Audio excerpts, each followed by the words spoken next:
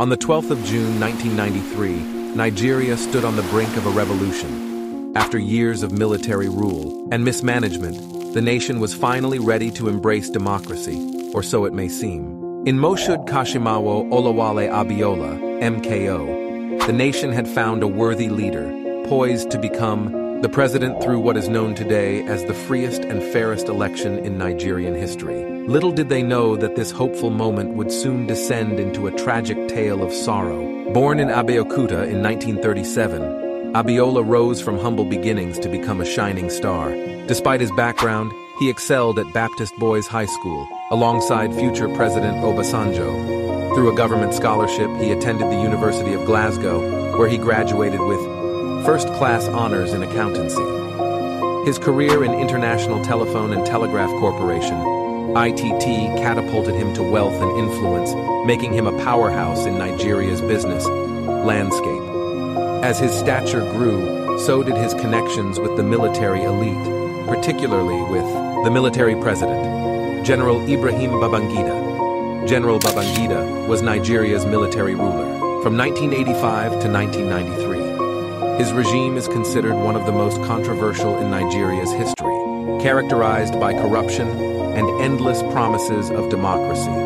He finally set a date to hand over to civilian rule on August 27, 1993. But could he be trusted? Abiola's past political wounds still lingered, making him wary of another attempt. But at his wife's funeral in 1992, a persuasive Babangida whispered words of encouragement, rekindling Abiola's political fire. Two politicals were formed, the NRC and the SDP. Abiola joined the SDP, led by Shehu Musa Yaradua. During the primaries, he contested against Baba Gana Kingibe and Atiku Abubakar for the presidential ticket. Atiku stepped down for him with the promise that if he wins the ticket, he would be his running mate. Abiola won the ticket.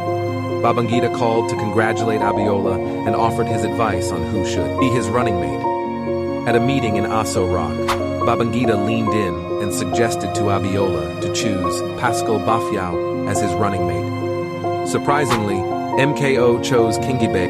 Babangida, who was never really going to relinquish power to the civilian government, was now displeased that MKO defied him. Trouble was brewing behind the scenes. The stage was set as June 12th approached with Abiola of the SDP up against Alhaji Bashir Tofa of NRC. On the eve of the election, Justice Ikpeme, a federal high court judge, granted an injunction to the Association for Better Nigeria, ABN, a shadowy group secretly in cahoots with the military. This brazen midnight maneuver aimed to scuttle the election, leaving Abiola's hopes hanging in the balance.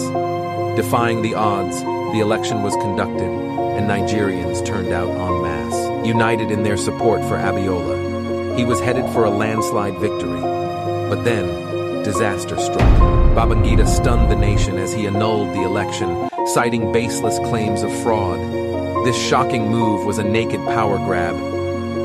The nation erupted in outrage, protests, and chaos engulfing the streets. The dreams of democracy and hope brutally crushed, leaving only despair and disillusionment in their wake.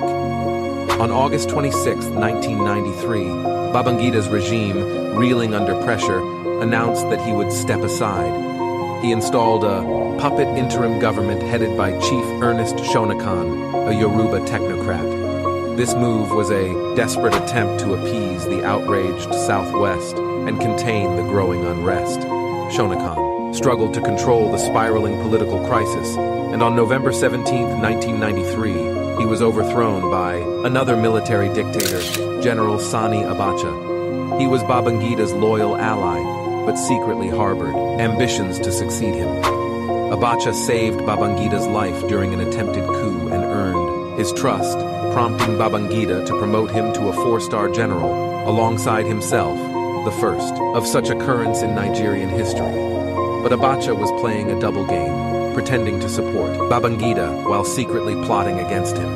MKO, feeling betrayed and cheated, made a fatal mistake. He sought new alliances, and unfortunately, befriended General Sani Abacha. It was the kiss of death.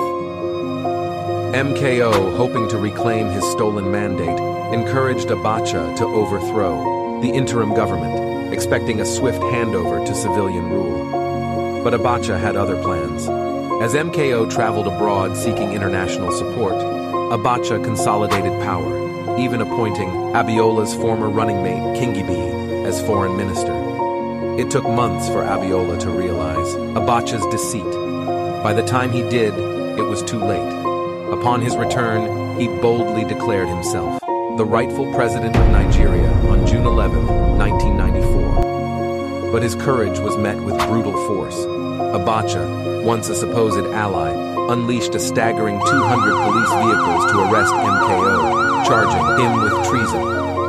Imprisoned and isolated, Abiola's only solace was his faith as he requested for a Bible and a Quran. Despite the harsh conditions, he remained resolute, even when he was offered freedom in exchange for renouncing his mandate. Then, just as freedom seemed within reach, following Abacha's sudden demise in June 1998, fate dealt a cruel blow. On July 7, 1998, MKO himself met a mysterious end.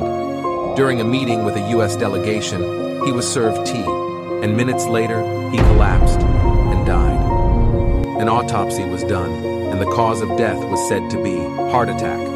But the suspicious circumstances surrounding his death have left many convinced of foul play. A nation mourned, outraged by the loss of a hero who fought tirelessly for democracy. In recognition of his pivotal role in Nigeria's democratic journey, he was posthumously awarded the National Honor of Grand Commander of the Order of the Federal Republic, GCFR, and Nigeria's Democracy Day was changed from 29 May to 12 June in his honor. In the end, Abiola's legacy of unwavering commitment to democracy will never be forgotten.